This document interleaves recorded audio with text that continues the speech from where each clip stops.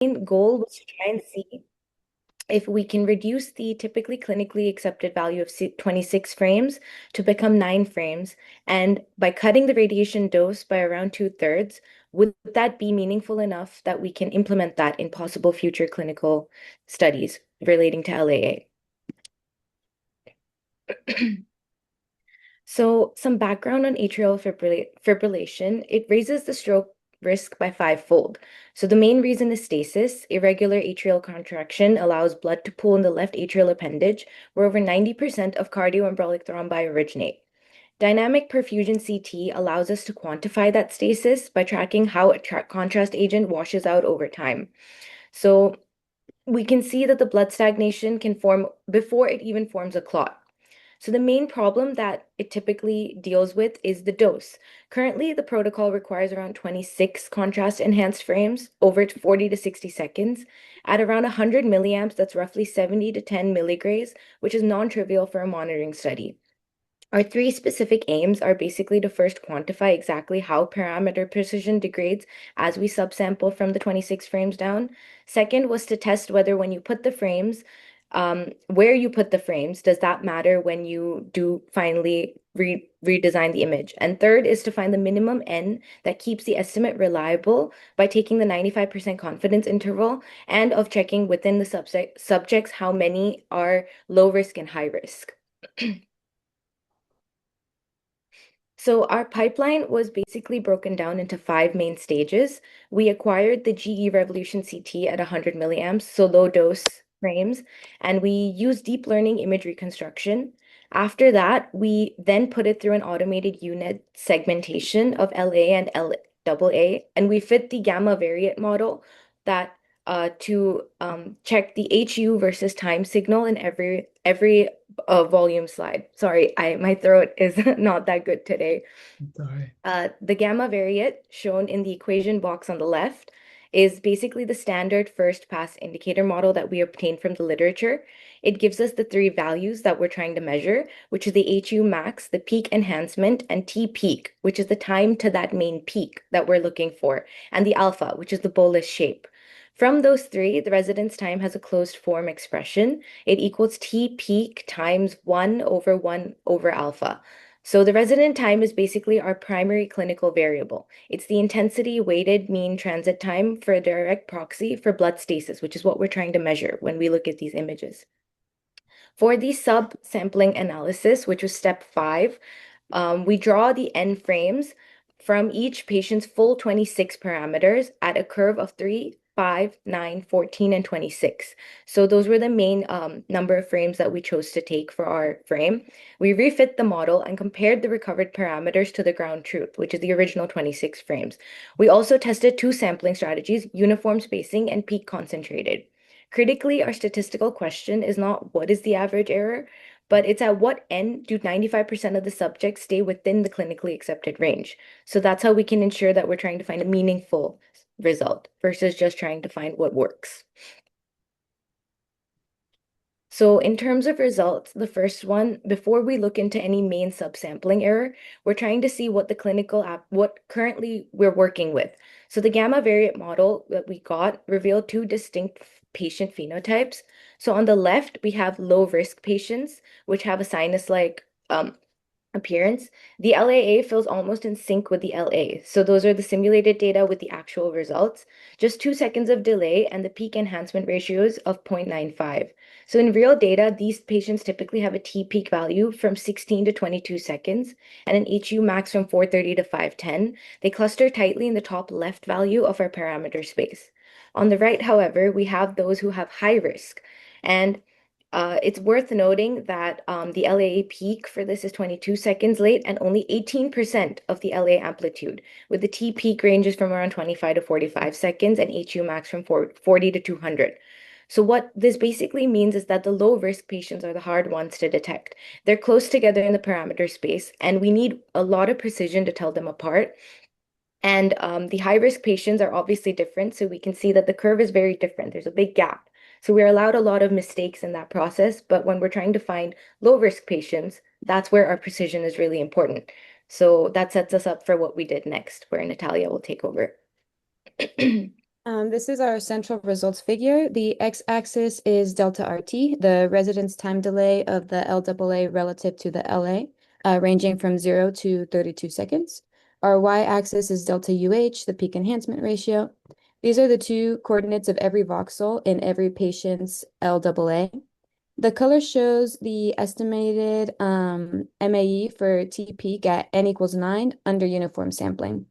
Green is low error and red is high. The real patient dots are overlaid, green for low risk, orange for medium risk, and red for high risk. We have three takeaways from this figure. First, the critical top left zone where low risk patients cluster is also where the heat map is greenest. The protocol performs best exactly where precision is needed most, which is good news. Second, moving to the right, MAE climbs as delta RT increases. So delayed LAAs are harder to sample because their peaks can fall between uniformly spaced frames. Third, below a delta HU of 0.6, larger errors are acceptable because those patients are already high risk, and we annotated that threshold explicitly. The dashed curve on the figure is the theoretical gamma variate relationship from the supplemental equations, and the patient data follows it closely. Now for the precision versus dose trade-off directly. The left plot is MAE for T peak and residence time as a function of n, starting from the ground truth of 26 frames and moving left. Precision degrades slowly at first, then it hits a cliff. At 9 frames, MAE is 1.4 seconds for T peak and 1.9 seconds for RT, which is within clinical tolerance. Below 5 frames, the 95% confidence interval explodes. And this is a threshold effect, not gradual degradation, which leads us to a recommendation of 9 frames. The right panel addresses the question, what happens when uniform sampling misses the peak? We show 3 scenarios for the same true curve. The left panel, which is uniform sampling that happens to catch the bolus peak by chance with an error under 0.2 seconds. The middle curve is uniform sampling where the bolus peak falls between 2 frames and our error jumps to nearly a second. And on the right is a peak concentrated sampling with 5 of the 9 frames clustered within 4 seconds of the peak, and the error stays low regardless of the alignment. This is a practical protocol design implication that you can't just reduce the number of frames, but you need to redesign their timing. And we saw that peak concentrated spacing gives you about 1 to 2 seconds better T peak accuracy at identical n and is deterministically reliable rather than alignment dependent. For our last figure, the bland Altman on the left compares 9 frame estimates against 26 frame ground truth for each subject colored by risk group. The wide overall limits of agreement about plus or minus 4.5 seconds look alarming, but they're almost entirely driven by the high risk red dots on the right. Those patients have delayed broad LAA peaks that are inherently harder to characterize regardless of how many frames you use. And the green low-risk cluster on the left has limits of agreement of only 3.1 seconds. That's the zone where clinical differentiation actually matters and the protocol handles it well. There's also no trend across the x-axis, confirming the protocol doesn't systematically fail for any patient subgroup. And the bar chart in the center makes this explicit. LOA width of 3.1 seconds for low risk, 6.5 for medium risk, and 13.8 for high. So our clinical tolerance line is at 5 seconds, and our low-risk patients fit well within it.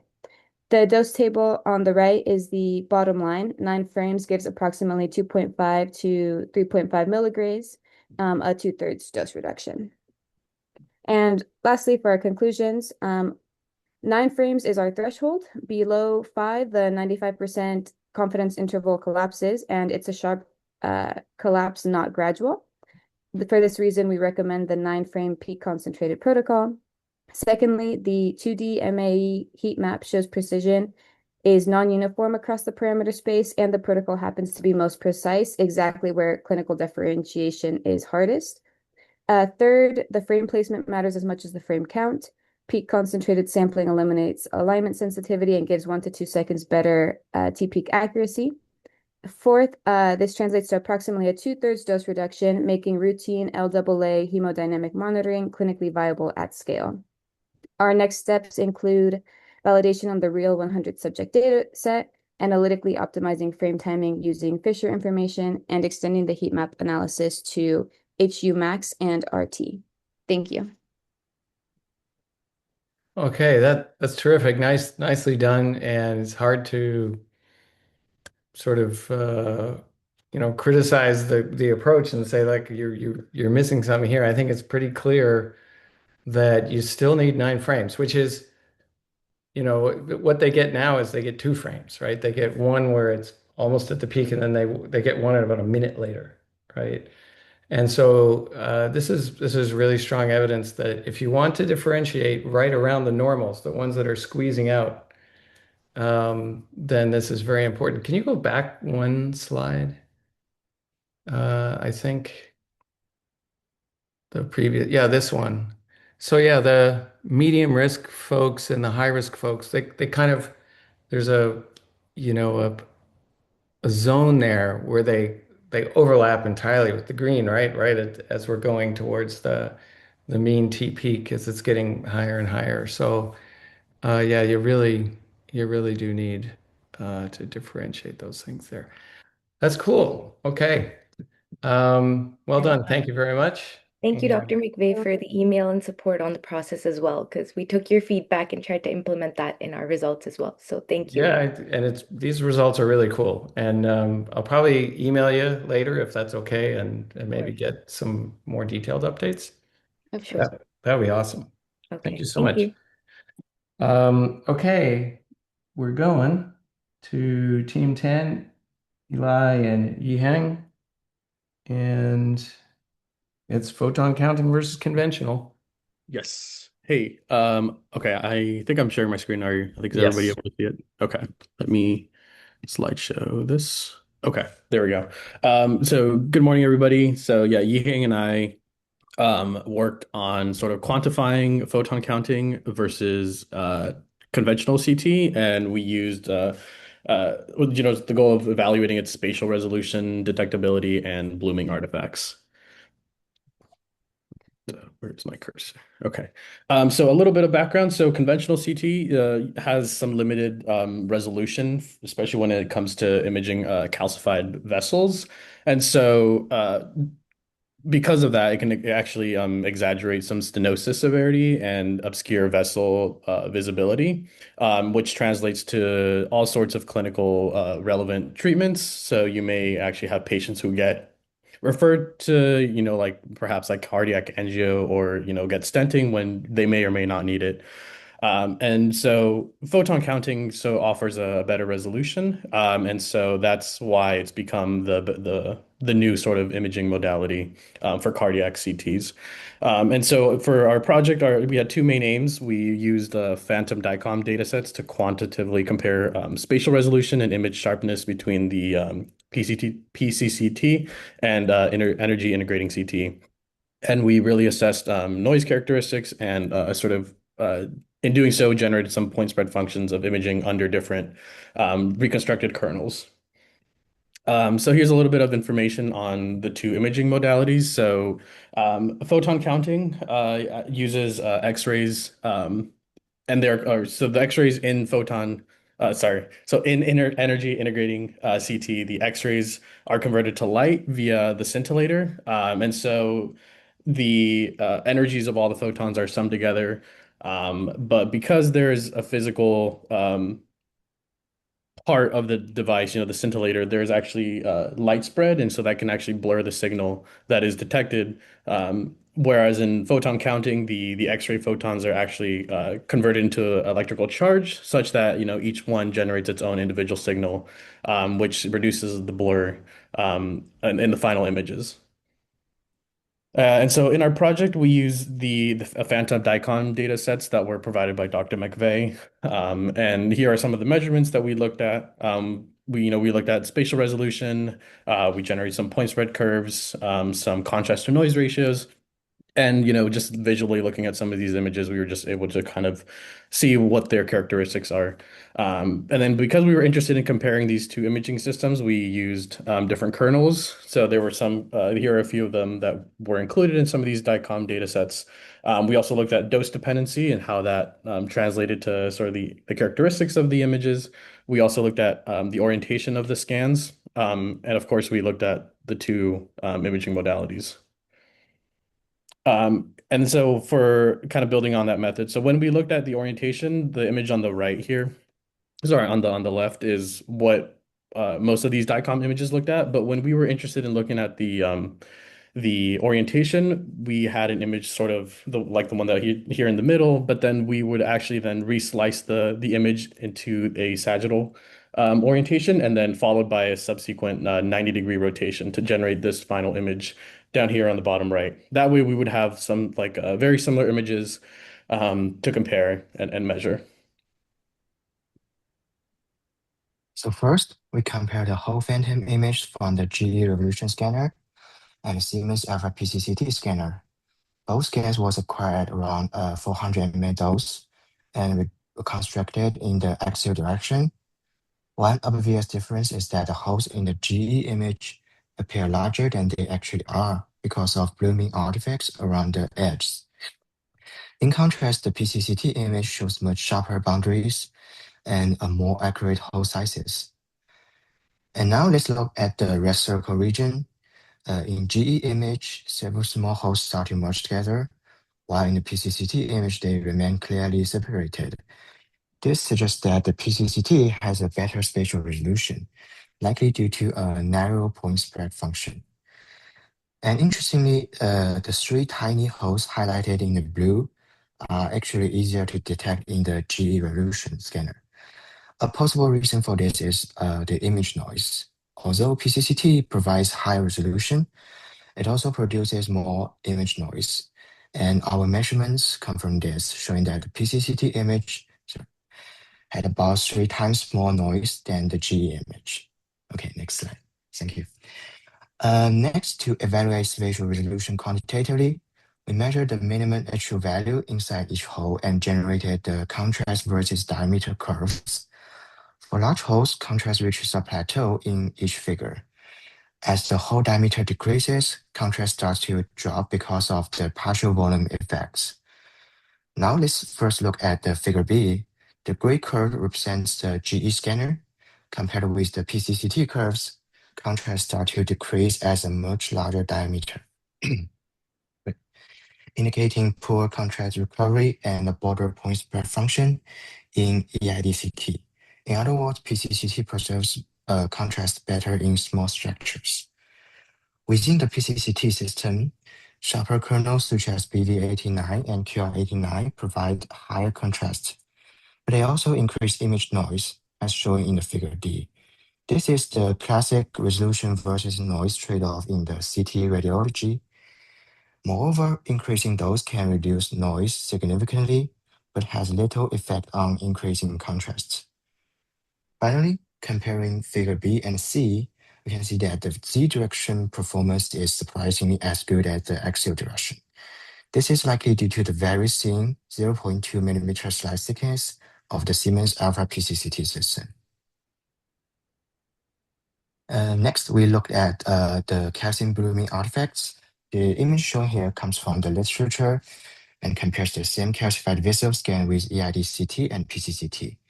In the EID image, the calcium appears enlarged and almost fills the vessel lumen, which may lead to overestimation of stenosis.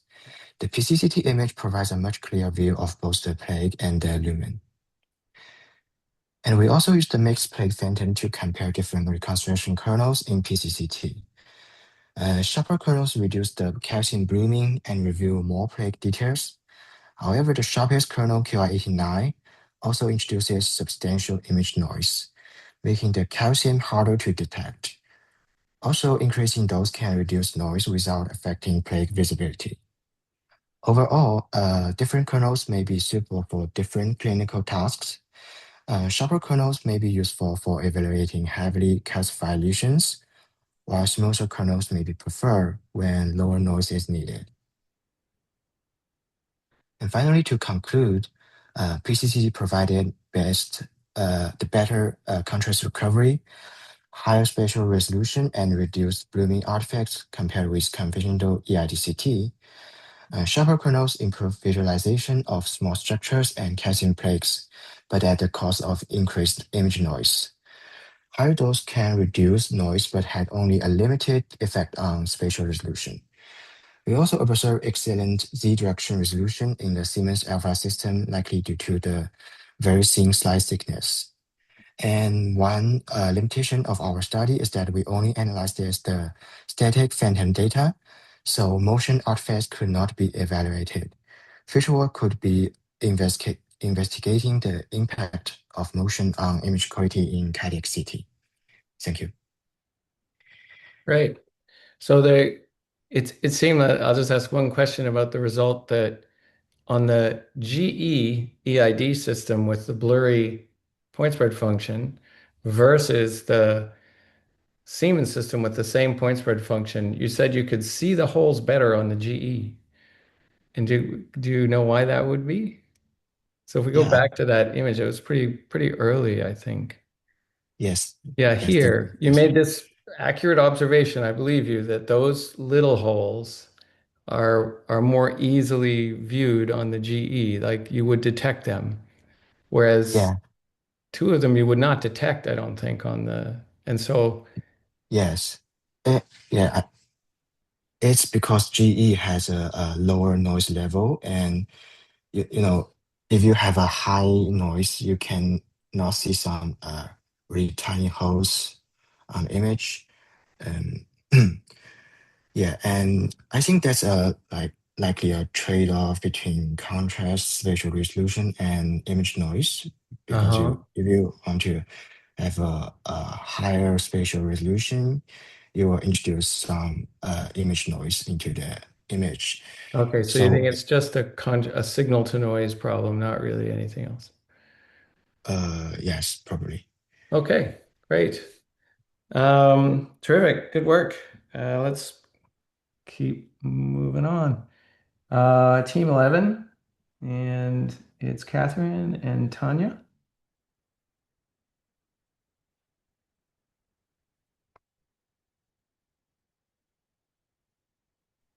Hopefully everyone can see my screen. Yes. Okay, perfect. We can get started then. Hi everyone, I'm Tanya, and my partner Catherine and I will be talking today about our project looking at the accuracy trade-offs of fast ejection fraction estimation. So for a bit of background, left ventricular ejection fraction is a really key metric for evaluating cardiac function. And the current standard for ejection fraction measurement is cardiac MRI imaging.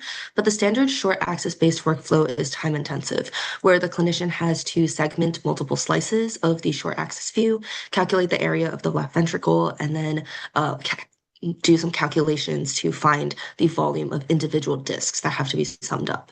So our goal is to see if we can reduce the number of slices used in this process, thus reducing the time burdens of segmentation while retaining clinical applicability. So our three aims are to, one, quantify the ejection fraction error propagation from reduced short axis sampling, two, to determine whether reduced slice calculations remain diagnostically reliable, and finally, to evaluate whether a hybrid short axis and long axis approach could possibly improve ejection fraction estimation. So we used the M&M's2 challenge dataset and then applied a Python library to measure and calculate the left ventricle area in each image across both the short axis stack and the single long axis image provided for each patient. We threw out faulty edge slices where the left ventricle wasn't clearly observed, and then combined this data with patient information provided in the dataset to match our image data to the disease phenotype of each patient. Finally, we conducted quality control by plotting the distribution of patients across the number of slices in their stack and the interslice gap for each, and then removed our outliers to end in a final data set of 337 patients. Okay, so for AIM-1, we first quantified the error introduced by reducing the number of short axis slices to calculate ejection fraction. Using the full short axis stack as a reference standard, we recalculated EF after retaining only 75%, 50%, and 25% of the available slices. The mean error remained relatively small at both 75% and 50% retention, staying below approximately 2 percentage points. However, when only 25% of the slices were retained, the error increased substantially to roughly 6 percentage points. This suggests that moderate short-axis undersampling may be feasible without major loss of ejection fraction accuracy, whereas aggressive undersampling introduces larger estimation errors. Next slide, please. Okay, we next investigated whether the location of the retained slices influences ejection fraction accuracy. Four sampling strategies were tested: uniform, middle-weighted, basal-weighted, and edge-preserving sampling. At 75% and 50% retention, all strategies performed similarly, producing relatively low errors. At 25% retention, the differences became more pronounced, with middle-weighted and basal-weighted sampling showing somewhat lower errors, while uniform and edge-preserving sampling exhibited larger errors and greater variability.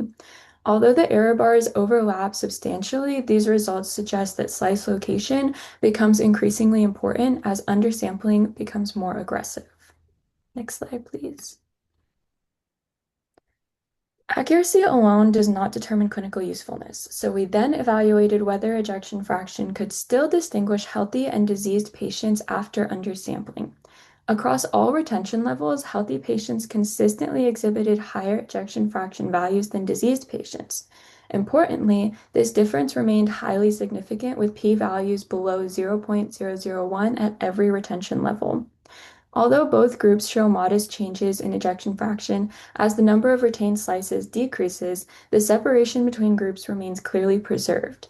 This suggests that ejection fraction retains substantial diagnostic value even when fewer short-axis slices are available. Next slide, please. So to further examine this, we calculated the patient classifications at each phase of slice reduction based on existing clinical thresholds. And we found that, as expected, the percentage of patients reclassified remains fairly low until about 25% retention of slices used. And so we were interested to see how patients are being reclassified, which yielded the figure on the right. So the blue bars show upgraded patients where they ended up with higher ejection fraction than the normal value, or the orange bar represents downgraded patients where they ended with a lower ejection fraction than the normal value. And we find that ultimately there was movement in both directions, but more patients were being upgraded. And unfortunately, you can see from the placement of the triangle in the blue bar, in all three cases, some of the upgraded patients who were actually typically under diseased thresholds were becoming reclassified as normal. And so clinically, this is not great because we have a false negative situation, but this was using cutoffs based on the standard method. So next we wanted to see whether the clinical thresholds may actually be shifting as we reduce the number of slices we use. So we turned to the AUC, or area under the curve, which is basically a parameter that tells us how good the left ventricular, in our case, quote unquote, ejection fraction is for ruling in or out a disease. So an AUC of 0.5 means that our value is no better than just randomly guessing. So shown in this figure here, you have the ejection fraction from the full short axis stack shown in blue, and then the area reduction from the singular short axis slice shown in red, and the singular slice from long axis shown in yellow. As may be somewhat expected, even with only one slice, the reduction in the area of the left ventricle is very good at detecting whether or not a patient has a dilated left ventricle, shown in the bar labeled LV. But interestingly, for a lot of the other diseases in the data set, the single slice AUCs are actually quite similar to the full short axis stack AUC.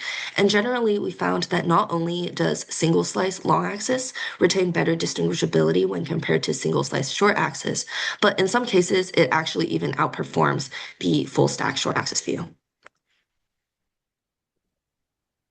Because undersampling inevitably removes information, for AIM-3 we investigated whether long axis measurements could compensate for some of the lost short axis information.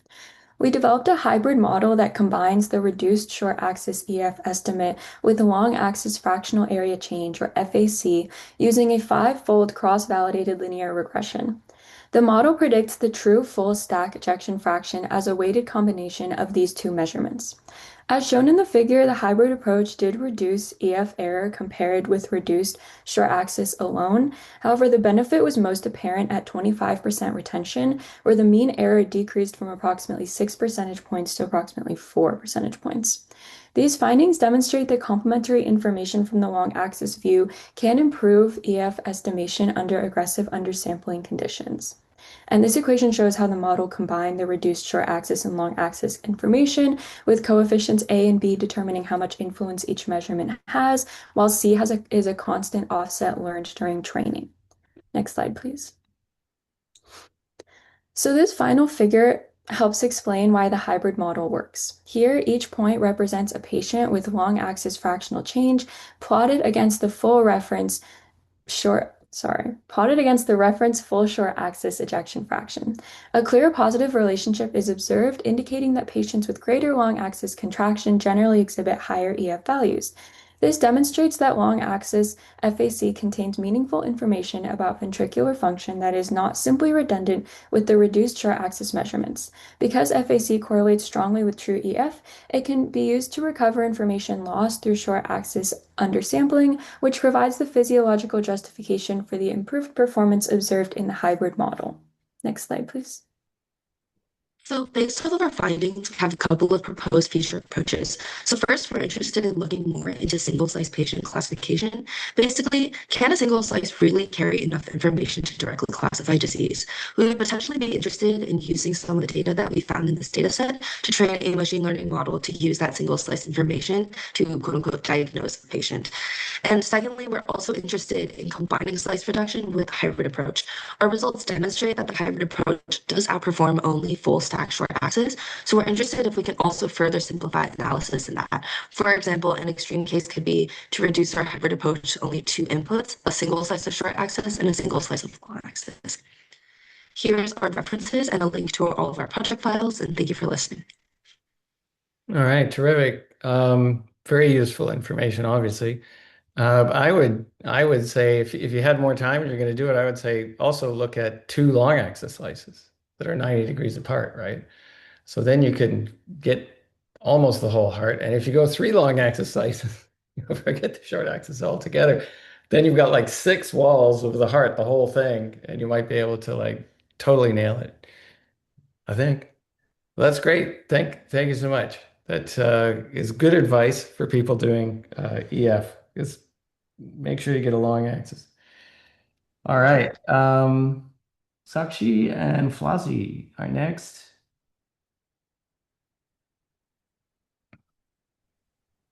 Are you able to see my screen? Yes. Okay. Hi everyone, I'm Flossie, I'm Sakshi. and we're presenting our project CN-based automated ischemia detection for improved CAD diagnosis using SPEC MPI. So CAD, or coronary artery disease, is one of the leading causes of cardiovascular vascular mortality worldwide. It occurs when coronary arteries become narrowed or blocked, reducing the blood flow and oxygen delivery to the heart muscle. If left untreated, it can lead to myocardial ischemia, chest pain, or heart failure. To evaluate myocardial perfusion and to detect ischemia, clinicians often use SPEC MPI. It is a non-invasive modality which provides the functional information about blood flow within the myocardium by comparing stress and rest perfusion patterns. However, interpreting SPECT MPI can be challenging. Conventional analysis is often time-consuming and subject to inter-reader variability. In addition, imaging artifacts and subtle perfusion abnormalities can make the diagnosis difficult, and it can lead to false positives or false negatives. These challenges create an opportunity for AI. Deep learning models can classify complex spatial patterns from stress, rest, SPECT MPI images and assist clinicians in distinguishing normal and abnormal perfusion. And this motivated our project, where we developed and evaluated deep learning models for automated classification of SPECT MPI images. So our first objective was to develop an automated deep learning framework capable of analyzing SPECT MPI images and classifying them as normal or abnormal CAD. The second objective was to investigate whether transfer learning with ResNet 18 could outperform a custom CNN architecture for this classification. And our third objective was to improve model interpretability using GradCam. Since deep learning models are often considered as black boxes, GradCam can help visualize which image regions contribute to the model's prediction and increase clinical transparency and trust. This is the workflow that we used, and I'll hand it to Flossie for a detailed explanation. Okay, so for this project, we used a public spec MPI dataset with stress technetium 99M myocardial perfusion imaging scans from 192 patients. And the dataset is pretty imbalanced with 150 CAD patients and 42 non-CAD patients. The scans with ischemia or infarction were labeled as abnormal, while scans without perfusion defects were labeled as normal. And looking at the two examples in the middle, clinically, ischemia is usually suggested when a perfusion defect appears during stress but is reduced or absent at rest. And in contrast, normal scans show more uniform radial tracer distribution across both stress and rest images. So for input, we use the full spec MPI image as one image level input instead of separating stress and rest into two channels. This allowed the CN to learn spatial and intensity patterns across the full scan layout. And for pre-processing, images were resized to 224 by 224 pixels, converted to RGB tensor format, and normalized using ImageNet values to match the ResNet 18 input format. And during training, we applied random rotation within plus or minus 10 degrees and horizontal flipping for augmentation. Because the dataset was imbalanced, we also used class weighting and weighted sampling to reduce bias towards the majority class. So next, for the CN architecture, we compared two different approaches. The first was a custom CN trained from scratch, which we used as a baseline model. This helped us test whether a basic CNN could learn useful features from the spec MPI images. And the second approach was a ResNet 18 transfer learning model, which we selected as our final model. We chose ResNet 18 because it is a stronger architecture for image feature extraction, and transfer learning can be helpful when the dataset is relatively small. And for the final pipeline, the ResNet 18 model was initialized with ImageNet pre-trained weights. Even though ImageNet is not a medical imaging dataset, the early convolutional layers can still learn general visual features such as edges, textures, shapes, and intensity patterns. We then replaced the final fully connected layer so the model could output two classes, normal and abnormal. And the final prediction was based on which class had the higher predicted probability. So for training, we used class-weighted cross-entropy loss to address the imbalance between normal and abnormal images. We used the Atom optimizer with a learning rate of 1 times 10 to the negative 4, a batch size of 16, and trained the model for 20 epochs. During training, we monitored validation accuracy and saved the model checkpoint with the best validation performance. So our final ResNet 18 model achieved 87.5% test accuracy, and this was slightly higher than the custom CNN baseline, which achieved 84.4% accuracy. So we selected ResNet 18 as our final model.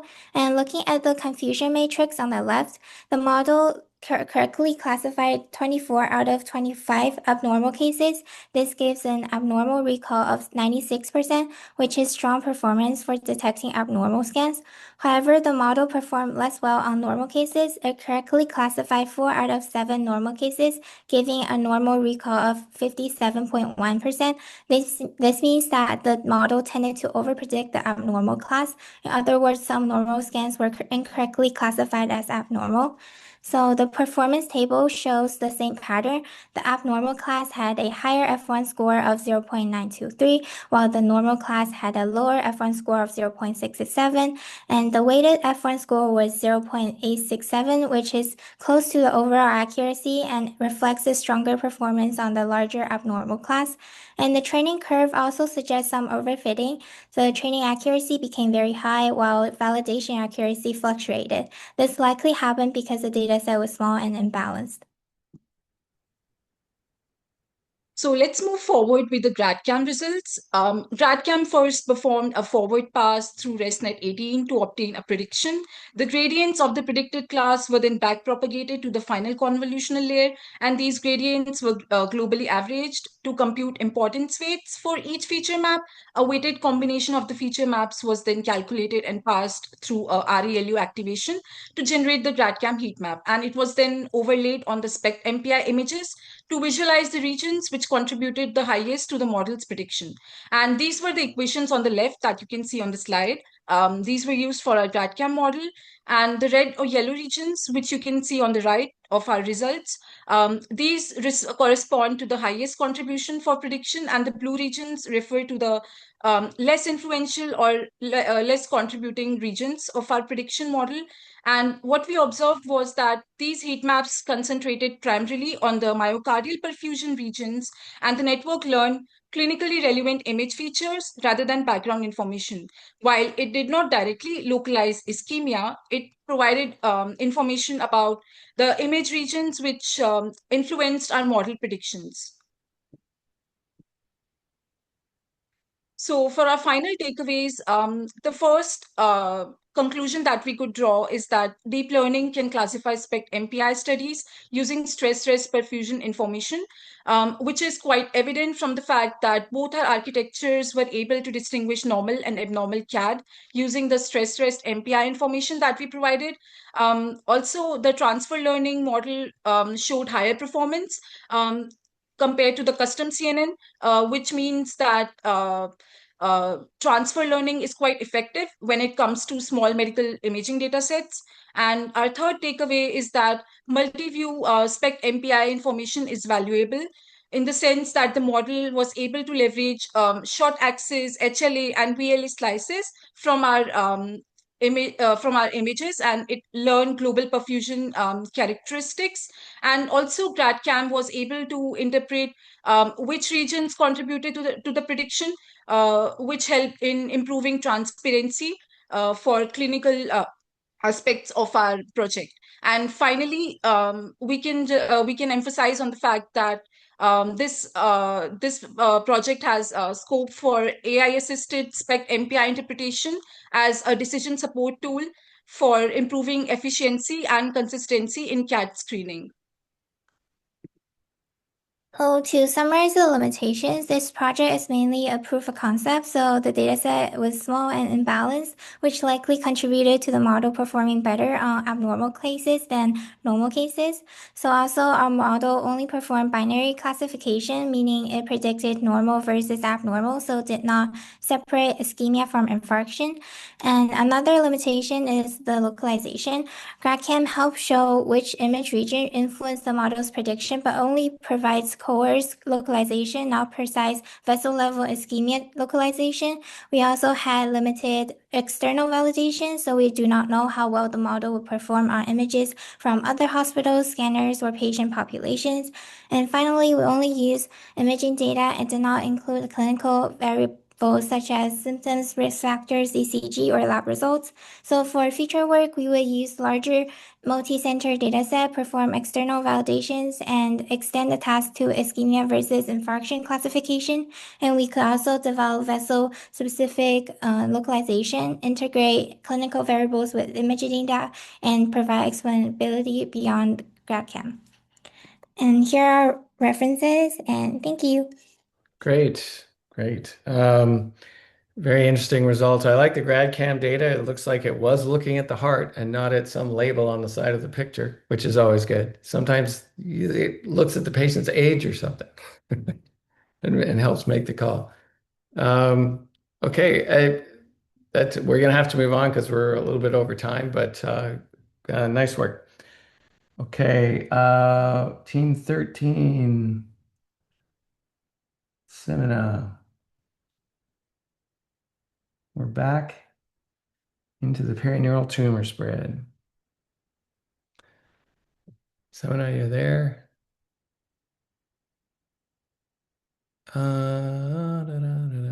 Doesn't look like.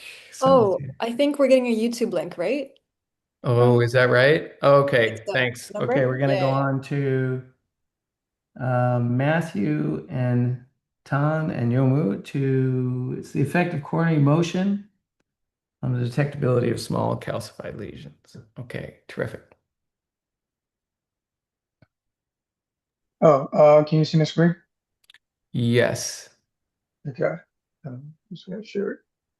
So good morning, we're team 14, and now our topic is motion effects on detectability and external scoring of a small calcification. For clinical motivation, detection of small calcium granules is important for early detection of coronary calcium. A precise detection, while small, can widen prevention window. And for CT imaging, cardiac motions will cause artifacts, results in inaccuracy of diagnosis and potential treatment. Our aim is to quantify how coronary motion artifacts affects detectability and CSE scoring. A little bit of background of the standard we use. CSE scoring is the most predictive single marker for cardiovascular imaging. For CT imaging, a plaque is considered to have calcification if the cluster of connective pixels have at least 1 millimeter squared, and within that plaque, within that cluster, there has to be a pixel to be at least have attenuation of over 130 HU.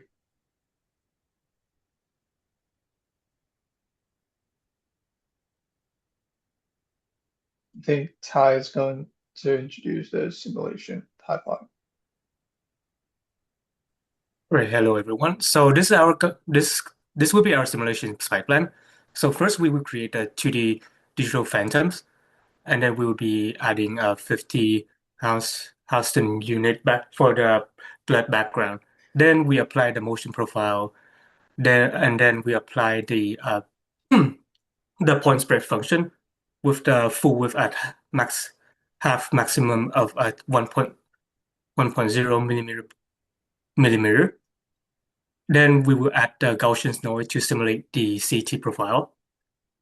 And I will be going to more detail on the next slide. So onto our method, first we will create 10 phantoms with a size ranging between 0.1 to 1.9 millimeter, as you can see from the image in the upper right corner of the slide. Then we apply the background pipeline, and you can see that each transformation result of 1.9 millimeter phantom at the picture at the bottom, going from left to right. We have the no background, the blood background, motion blur profile, point spread function profile, and the CT noise, each applied to the previous image. So firstly, after creating our phantom, we add the 50 Hounsfield unit background to simulate the blood environment. We then apply the one-dimensional linear translation at the constant velocity under the assumption that the temporal acquisition window is 75 millisecond. For our purpose, we will look at a velocity between 0 to 90 millimeter per second. In order to get our blur length, we multiply the motion velocity to the temporal acquisition.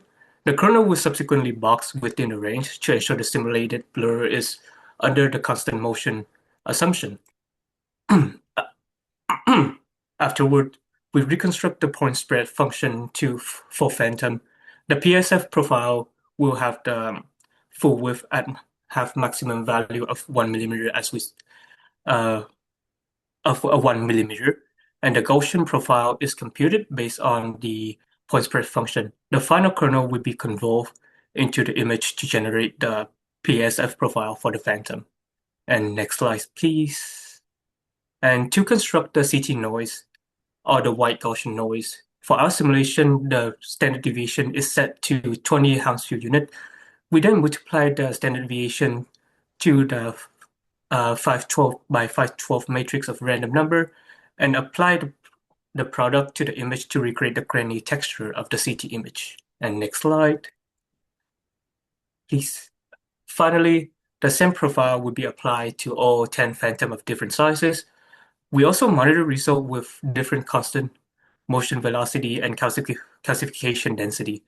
As you can see in the picture on the right, the result of the phantom at different calcification density and a different motion velocity.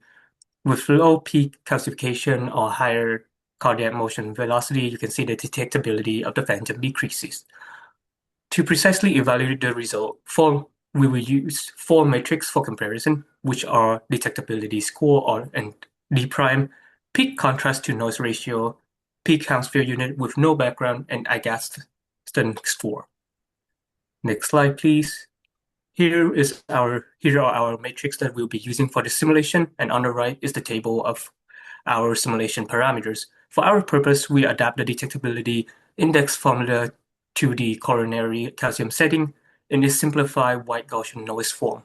So the simplified detectability index formula will be square root of the difference between the mean intensity of present signal and absent signal divided by the Gaussian noise standard deviation. Other calculations remain unchanged. And based on the parameter table on the right, our simulation will have 512 by 512 pixels images with a phantom ranging from 0.1 to 1.9 millimeters. And we will evaluate those metrics with 5 different calcification densities and motion velocity range between 0 to 90 millimeters per second. Now I'll pass on to Matthew to discuss our result. Okay, so this left plot is the CD values of the lesions after reconstructions at the different densities.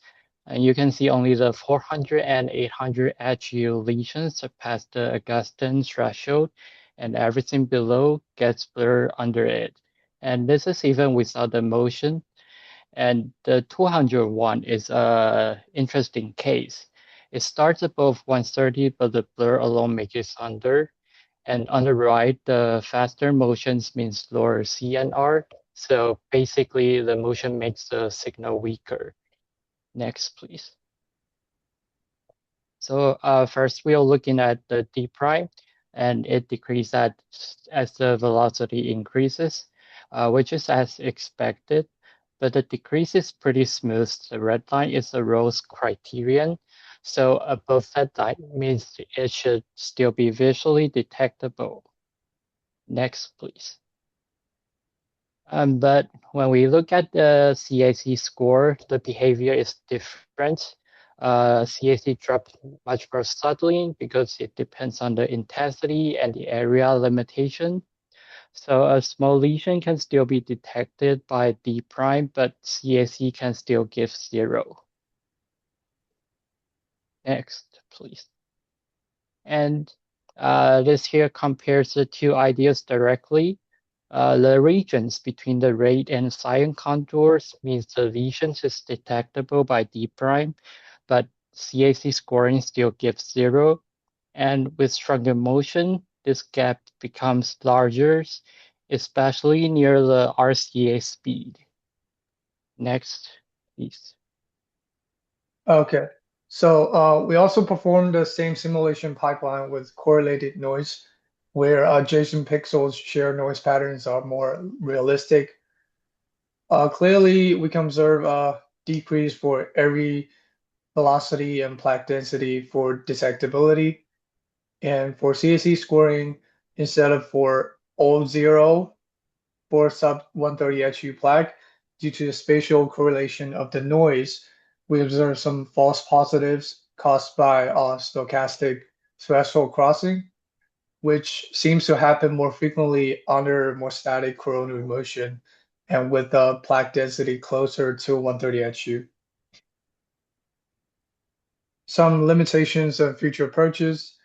We're using 2D phantom. Our detectability and CAC curve is under like the best case scenario of the real world clinical performance, since we eliminate effects of partial volume effects and DX's directionality. And so futurely we can implement this simulation with a 3D phantom for more realistic results. And also, coronary motion is not constant. In future, we shall apply non-uniform motion blurring to the phantom for better approximation with time-dependent trajectory XT based on real clinical heart rate data. And so the main point is that the detectable doesn't always mean scoreable. A score of 0 doesn't always mean there's no calcium.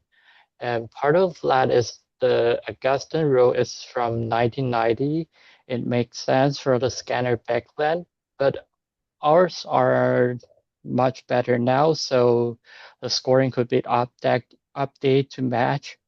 And for future work, we'll check whether D primes hold up on real scans and use machine learning to recover the small calcium that the scoring misses currently. And this is our presentation. Thank you. Okay. Thank you. So just so I get it right, you took the calcium signal, made it brighter or darker, depending on its density, and you changed the size and you changed the motion. And you convolved with the point spread function in order to blur that signal wider and make it lower. Is that right? And you did that in the image domain. Yes. Okay. All right. Good. Just wanted to make sure. Okay. And so there's probably a whole array. I like the heat maps of, combinations of those things. And when you're above CAC 0 and when you're below, those are very useful. Okay. Terrific. Let's move on. Nasheen, Deepta, and Austin.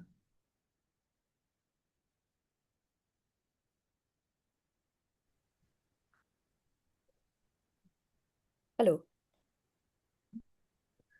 Yep, we can see it. Yes, okay, sounds good.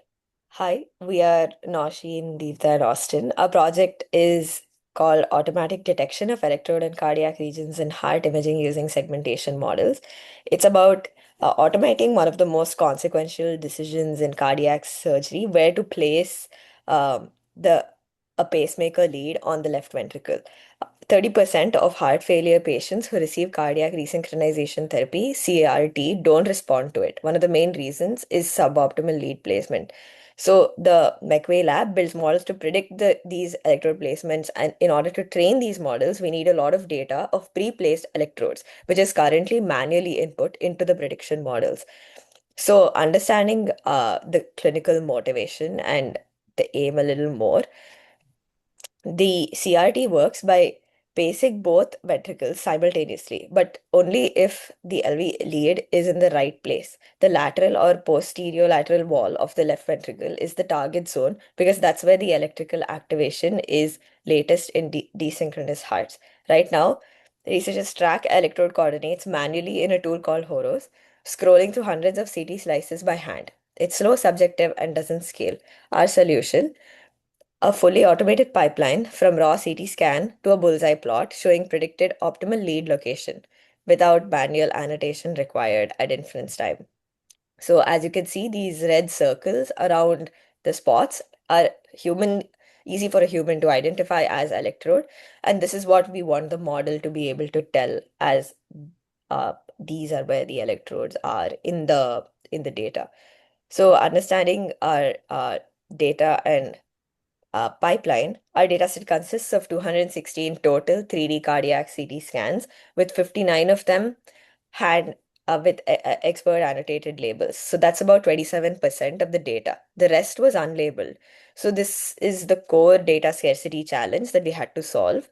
Each data label scan has annotations of for 9 classes, 6 electrode regions, left lead 1 through 4, right lead 1 and 2, and 3 anatomical landmarks with the apex, center, and base being marked. So these 3 landmarks are critical because they define the heart structural axis, which we need to normalize the coordinates into a cylindrical system for the bullseye plot. So here's our full pipeline. CT scan goes in, it gets pre-processed with volume normalization and ROI cropping, passes through a 3D unit, and comes out as predicted electrode and landmark coordinates. Those coordinates get mapped into an AHA bullseye plot, and the cardiologist can read it, or it can be put into the next model. So let's understand the methods. So a model is a 3D unit that is implemented in Munai and PyTorch that localizes LV lead positions from cardiac CT scans. Skip connections preserve the fine anatomical detail, while sliding window inference enables processing of large 3D volumes.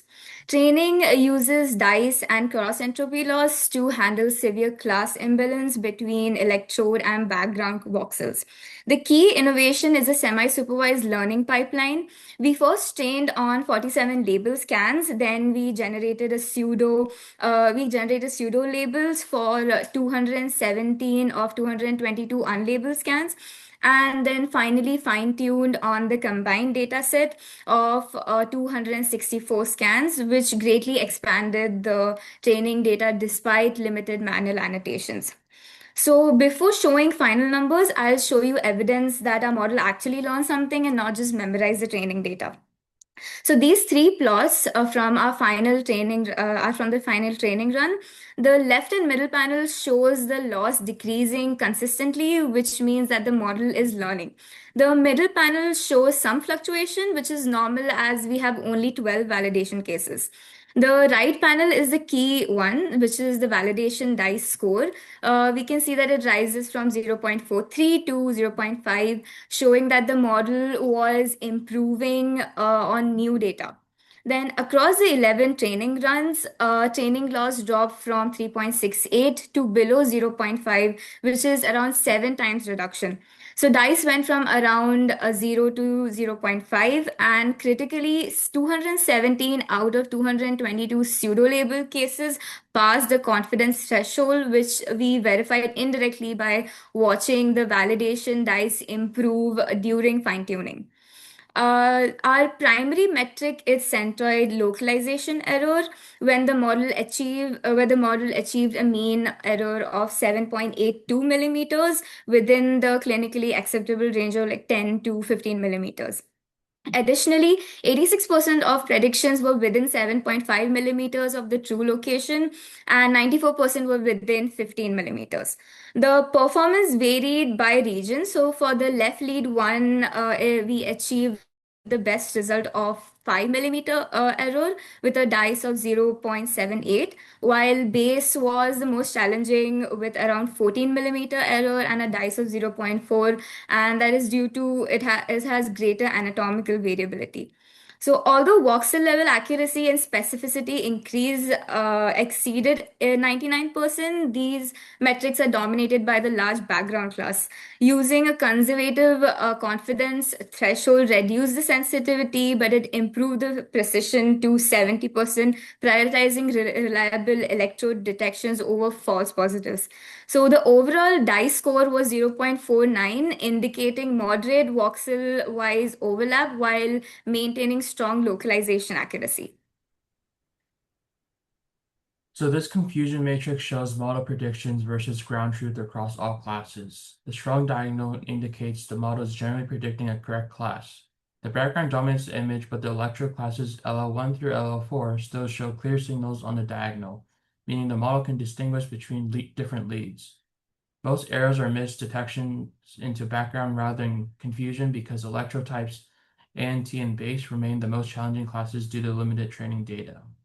And on the right, these bullseye plots compare expert annotations on the left with model predictions on the right. Each point represents an electrode or landmark, and the labels show localization error in millimeters. In our best example, patient 10058, LL1 was localized within 1.8 millimeters. Even in more difficult cases, the model generally places electrodes in the correct anatomical region, demonstrating it learns the overall spatial structure of the heart.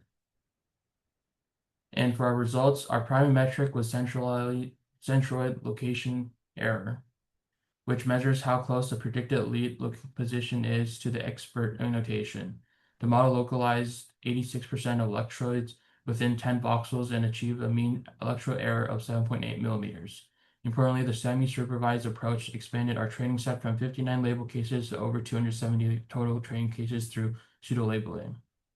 And our main limitations are the small label dataset and lower recall, meaning some electrode voxels are missing. ANT and base were the most difficult landmarks because they have fewer training examples and greater anatomical variability across patients.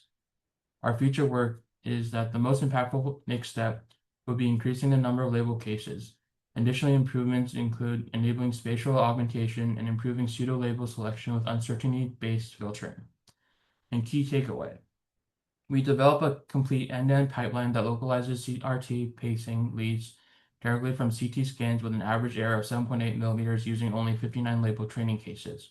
While not yet ready for clinical development, these results demonstrate the feasibility of semi-supervised learning for CRT lead localization. Here are references, and thank you for listening. Terrific. That's tremendous. I know how hard this problem is because I probably put all those ground truth points down, right? So yeah, it's not surprising, right, that the heart coordinates are the hardest thing to measure. But just so that I understand, the one that's most accurate was the left lead one. Is that right? Yes. Okay. And so that one, because that's the most important lead actually, is to for all of these patients is to figure out where left lead one is. And so so you have a whole sequence of these, a video where it has the ground truth and the predicted on it. Yeah, the ground truth is on the left and the right is the predictions. That's terrific. Okay. And we have our results onto a GitHub repository. We can email it to you. Great. That would be awesome. And I'll probably email you some questions. Okay, no problem. Okay, great. Thanks so much. That's a really helpful, impressive result. Okay. So Jason is next with CT assessment of LV mechanics. Can everybody see my screen? Yes. And hear me? Okay. Let me. Okay, cool. Hi everyone. Today my project is titled Quantitative Sign MRI Analysis of Left Ventricular Mechanics After Myocardial Infarction. The main goal of the project is to use cardiac sign MRI image to measure how left ventricular mechanics change after previous myocardial infarction. Instead of only looking at image quantitatively, I want to turn the MRI segmentation data into quantitative mechanics measurements, including EDV, ESV, stroke volume, ejection fraction, LV myocardial mass. The overall comparison is between healthy controls and patients with previous myocardial infarction from the ACDC dataset. The overall goal is to use sign cardiac MRI to quantify left ventricular mechanics in two groups, healthy subjects and patients with previous myocardial infarctions. The reason I focus on sign MRI is that it gives us both end-diastolic and end-systolic frames, which are necessary for measuring ventricular function. In the project, I moved from a basic image review workflow into an actual quantitative analysis using ED and ES segmentation mask from the ACDC dataset. The clinical interpretable measurements I focused on are EDV, ESV, and stroke volume, ejection fraction, LV myocardial mass. These are useful because they describe how much the ventricle feels and how much blood remains after contractions, how much blood pump out, and whether the ventricle shows sign of remodeling. The main research question is, do patients with previous myocardial infarction shows measurable impairments in LV mechanics compared with healthy controls? The figures on the right summarize the idea. The image overlays show cavity change from the ED to ES, and the bottom plot shows the mean group has higher ventricular volumes and lower EF compared with normal subjects. The background problem is the previous myocardial infarction can leave part of the myocardium injured or less contractile. Over time, that can lead to increased residual systolic volume, impaired LV emptying, and remodeling. My hypothesis is that mean patient will have higher EDV and ESV, lower stroke volume and EF, and higher LV mass, which would suggest impaired emptying and remodeling. The specific aim allows directly from that. Aim 1 is to use ACDC sign MRI data to calculate EDV, ESV, stroke volume, EF, and LV mass from the ED and ES segmentation mask. Aim 2 is to compare healthy controls with previous MI patients. Aim 3 is to use EDS overlays to visualize, explain how segmentation changes become clinical measurements. Aim 4 is to propose future MLDL pipeline for automated LV segmentations and mechanic extractions. For the data set, I used the ACDC Sign MRI training data. In this analysis, I include 20 normal subjects and 20 MINT patients. MINT stands for previous myocardial infarctions. So this is the closest ACDC group to ischemic injury related to LV dysfunctions. For each patient, I used the diastolic and end-systolic image and their ground truth segmentation mask. The segmentation mask labels the LV blood pool and myocardium. The analysis pipeline is straightforward. I extract the LV cavity from the end-diastolic frame to calculate EDV. Then I extract the LV cavity from the end-systolic frame to calculate ESV. Stroke volume was calculated as EDV minus ESV, and EF was calculated as stroke volume divided by EDV times 100%. For LV mass, I used the myocardium segmentation mask and estimated myocardium volume to multiply by myocardial density, about 1.05 grams per milliliter. The figure on the right shows the representative ED and ES image overlays. This is important because the segmentation masks are what covers the MRI image into the measurable values. In the healthy case, the LV cavity tends to shrink more clearly from ED to ES, while in the MINT case, the residual cavities at ES is often larger. This slide shows the image analysis part of the project. I want to include it because the project is not only a table of values. I start from the actual Sign MRI image and segmentation mask. From the overlays, I used the red for the LV cavity and the green for the myocardium. In the normal group, the LV cavity usually becomes much smaller from ED to ES, reflecting the preserved systolic emptying. In the MINT group, the LV cavity often remains relatively larger at ES, suggesting reduced emptying after contractions. The visual difference is exactly what becomes the quantitative later. If the ES cavity remains large, then the ESV increase. If ESV increases, while EDV does not decrease enough, then the stroke volume in EF decreases. So the slides connects the visual image interpretations with the numerical mechanics results, showing the data set in enough segmentation information to support the quantitative analysis. For the result, the table summarizes the group level LV mechanics comparison between the normal and MINT groups. For EDV, the normal group mean was 130.09 milliliter, while the MINT group mean was 172.19 milliliter.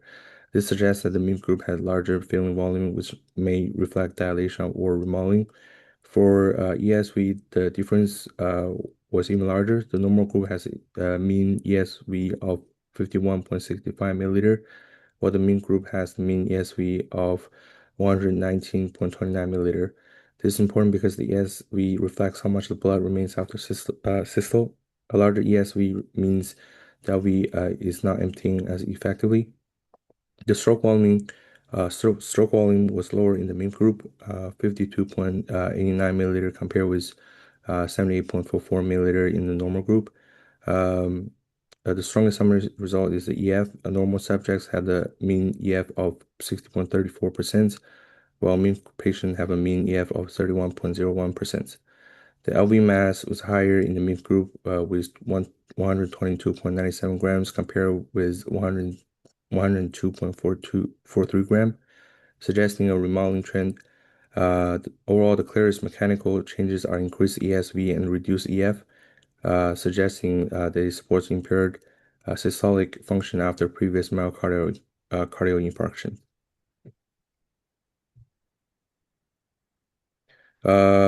For this slide, answer the research question more directly. The MIM group shows the higher EDV with the higher ESV, lower stroke volume, lower EF, and higher LV mass compared with the normal group. The EF difference is large. MIM was lower by about 29% points compared with the normal group. The ESV difference was also large with MIM ESV more than twice the normal mean. This supports the idea that the main mechanical issue is incompleted with systolic emptying. The scatter plot on the right showing the group separation. The normal subject clustered higher EF volumes mostly around the normal range, while the mean patient cluster at much lower EF values. So the patient level measurements are not just output, is based on the analysis. The answer is yes, previous MRI is associated with measurable LV mechanical dysfunction on SIGN MRI. For the final part of the project is the future machine learning, deep learning directions. Right now, the analysis uses the AC/DC ground truth segmentation mask, but in later on, the manual segmentation is time consuming, so I'm hoping the process could be automated. The first model will be segmentation model such as the UNet and UNet, trained to identify the LV cavity and myocardium from ED and ESI MRI image. Once the model predicts the LV cavity and myocardium mask, the same formulas used in the project can automatically calculate all the values. Then the second model can be used for the mechanical features to classify normal versus mean patients with the EF about 60% in the normal group and 31% in the mean group. The ESV was also much higher in the mean patients. For the model options, the UNet or any UNet will be appropriate for segmentation. And for the logistics regression, random forest or XGB boost will be used for mechanical based classification. A CNN classifier would also be used later for the image-based diagnosis. If the limitations of the projects, basically the time that I'm able to complete the overall deep learning and machine learning model. To conclude, the SciMI segmentation provide a clear quantitative comparison between healthy control and previous MI patients. The mean group had higher EDV and ESV, lower stroke volume, lower EF, and higher LV mass trend. The main answer is that the previous MI produced the measurable LV mechanic impairments, increased ESV, and reduced EF. Here are my references, and thank you. Okay, great. Thanks. That's sort of backing up classic stuff that's measured in cardiology, that EF is a big predictor of whether or not you're doing okay. And you could combine this with, the previous observation that if you just have two or maybe one LAX, like Catherine and Tanya's thing, where you just have one long axis or maybe two long axes, you could probably get a reasonable division of those patients. Okay, great. Let's move on to Tong. We got one project remaining. Okay. Hey guys, the time is running out, so I will finish my presenting as fast as I can. So my project is the effect of cardiac motion on small calcified target detectability in CT. Coronary artery calcium or CAC is a very important biomarker used in CT. The challenge is that during a CT scan, artery will continuously move as the heart contracts and relaxes. So when the motion occurs during acquisition, the calcified lesion can be very blurred. This is particularly important for very small calcification because they are already very close to the resolution limit of the imaging system. Therefore, understanding how motion affects detectability is very important for improving imaging quality. I divided this project into three aims. First, I created a simplified coronary artery phantom containing a very small calcified target because I failed to find the perfect dataset. Second, I simulated cardiac motion and generated motion degraded CT images. And the third, I quantified the effect of motion using several imaging quality metrics like peak intensity, CNR, and D prime.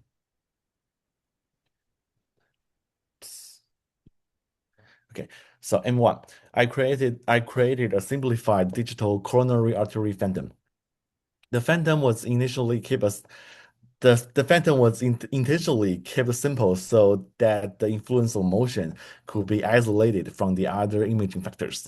The imaging matrix size was 256 by 256 pixels, and the background intensity was set to 100. This representing the surrounding soft tissue, and the vessel lumen was assigned 300, and the plug was assigned 180. Finally, the high-intensity salsify target was inserted to the around the plaque area. So the image on the right shows the phantom structure and the location of the salsify target. Okay, the second aim. I simulated cardiac motion.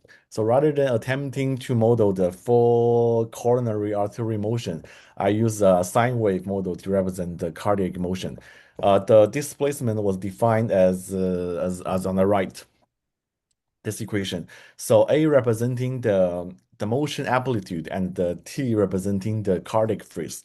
The reason of using a sine wave is that the cardiac motion is periodic and complex. So a sine wave model can capture the forward and backwards motion that occurs during the cardiac cycle. It also provides a very controlled method for studying motion effects. So 4 motion levels was evaluated from no motions to severe motions. Okay.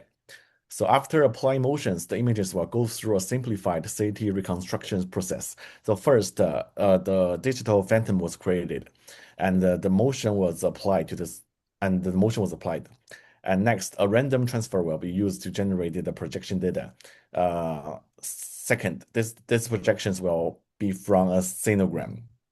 Finally, a FEP was applied to reconstruction images, and the example of on the right shows the reconstructed images at the highest motion amplitude, which is like 2 millimeters and 4 pixels. For the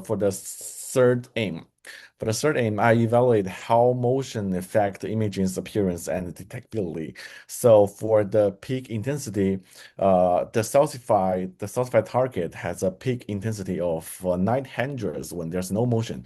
And at the highest motion level, it will drop to 500. This indicates that the motion spreads the signal over a longer area, reducing the peak brightness. So about the CNR versus emotions, there's also a decrease. So lower CNR means that the target becomes harder to distinguish from the background. I also calculated the D prime detectability index. So the changes in D prime represent the motion affect observers' detectability. About the key findings. So the cardiac motion produce a visible blurring of, especially for small salsify targets, and peak intensity decrease from 900 to 500. CNR also decreased. These changes made the small salsifications more difficult to visualize and more difficult to detect. There's also a lot of limitations to this work. So first, I only use a very simplified 2D phantom rather than a patient-specific data set. Second, I only only one classification size range was evaluated. And third, I use sine wave. I use like this sine motion model to represent the real complex coronary artery motion. So finally, and there's no realistic CT projections was used in this project. So overall, the project demonstrates that cardiac motion can significantly influence the appearance of detectability, especially for small stratified target. Thank you for listening. Terrific. Yeah, I like the way you created a motion artifact to create a sinogram that was distorted by that motion. That's a very accurate way of seeing what the picture will look like. And in your case, it looked like this triplet thing.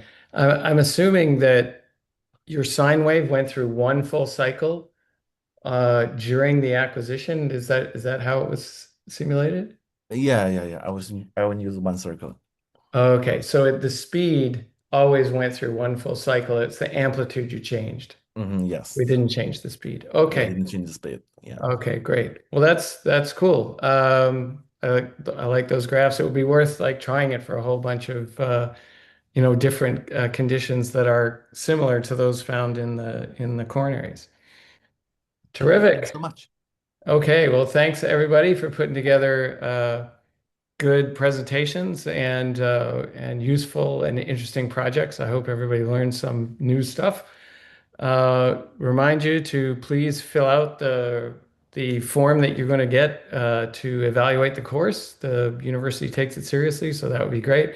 Thanks to Diana for all her help for working on the problem sets and making sure everything was clear there and helping make the course go. So have a terrific summer, everybody. And if you have interest in imaging research projects in your time here at UCSD, don't hesitate to give me a shout and I'll try and put you in touch with some faculty who can help you out. Okay? Thank you. Take care. Thank Thank you. you.